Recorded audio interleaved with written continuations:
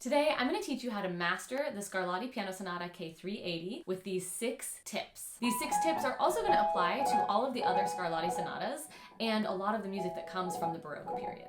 Let's dive in. One of the most important things to think about in this sonata and in Scarlatti sonatas in general are the ornaments. We need to make sure that we have an understanding of what the ornaments are, how we're playing them, and how to practice them. So for the ornaments in this sonata, I used the Schirmer edition, edited by Hashimoto, and it's a great edition. There's some explanation in the beginning about how to interpret the ornaments. There are a lot of trills and mordents in this sonata. We're going to start on the upper note, and we're going to measure out how many notes we want to do.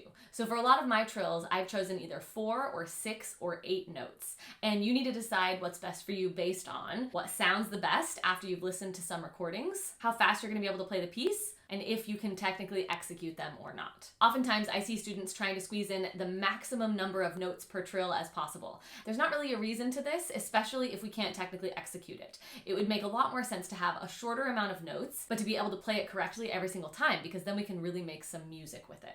I'll link the edition that I used in the description below. Ornaments can be really tricky because we can listen to recordings, we can look at scores, but at a certain point, sometimes it's also just helpful to have some instruction on exactly how many notes to put in that trill and how to practice that trill so that it's clean. And we talk about things like that and so much more in Casual to Confident Piano Player membership. And I'll link that in the description below. You can go ahead and check that out if you want to take your playing to the next level, starting right now. The second tip that we have to master this sonata is to count out loud. We need to have a really good sense of a steady beat and a common thread of rhythm throughout the entire piece that holds everything together. I've talked about this a lot in my videos. The rhythm is always the skeleton of the piece. It's the structure. It keeps things together. If we don't count out loud, there's so many things that can go wrong. But first of all, you're probably not going to be able to play your ornaments accurately. And it's never going to sound quite as crisp and clean as you want it to. The third thing we want to think about is dynamics. And in my performance of this piece, I like to use a concept called terraced dynamics, where we have a lot of contrast between fortes and pianos.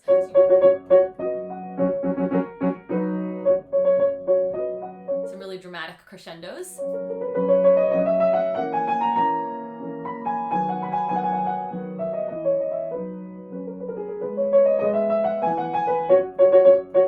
Have a plan for your dynamics. So if your score that you're using doesn't have a lot of dynamic suggestions, and the edition that I had did not have a lot of dynamic suggestions, you want to make sure that you go through and make a plan of what you're going to do for dynamics. I don't like to have more than 2 blank measures before I write in another dynamic, because ideally we're not staying at the exact same volume for very long in music, or things start to feel really stagnant and lose that expressive quality.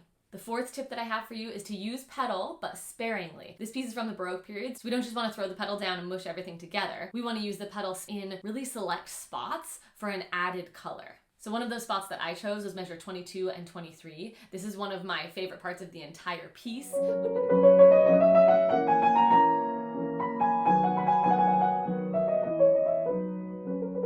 And I think that pedal here is very appropriate because it adds a little bit of drama and it helps me to create a little bit more of that singing tone quality that I'm going for. My fifth tip for you is to analyze the form. Analyzing the form of a piece is like paying attention to a roadmap when you need directions. It's a really great way to anchor things in your brain and to get a sense of what the piece is like from the beginning to end in a very structurally organized way. And ultimately, our brain needs that structure and organization to learn things on a deeper level and to allow for music to get into those deeper layers of our memory. So taking a look at form can mean doing a formal analysis of the piece if that's a skill that you have. It can also mean just looking through the piece and finding where the patterns are, where things come back, and just noticing how you can organize it in your own mind so that it makes sense. My sixth tip for you, practice it correctly. So things like going slow, making sure that you work it into small sections, making sure that if you're going to do hands alone practice that you're always counting out loud and that you know how to put things back together so that it's cohesive, using the metronome, and then incorporating some practice techniques to make sure that your practice is really effective and efficient. So things like the post-it method and flash practice and practicing in rhythms. If you don't already know what those practice techniques are, you can go ahead and check out the video where I explain those.